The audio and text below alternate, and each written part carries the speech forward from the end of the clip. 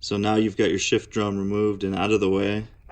You're going to take the side of the crankcase you're working on and you're going to lay it with the inside of the bearing and this machine mating surface down on a block of wood or another hard surface area, but not metal, because what you don't want to dent this gasket mating surface.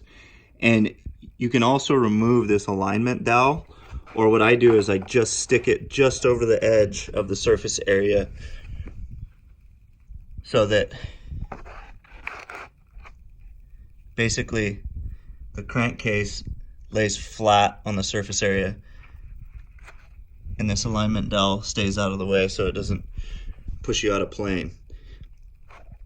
So once you get a surface area to work off of, you're going to want to get the appropriate size socket that basically fits right over this metal race right here.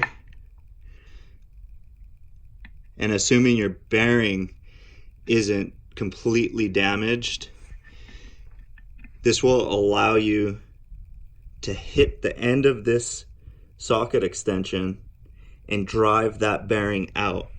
And it takes a pretty good amount of force, so don't be afraid to hit that thing pretty much as hard as you can, and it takes a few times to drive that bearing out.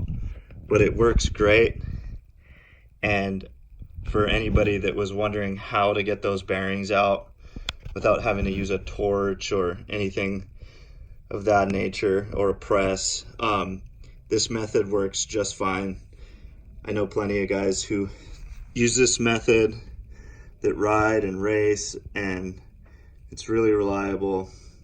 Just work carefully and make sure you have a good surface in which to put your crankcase on.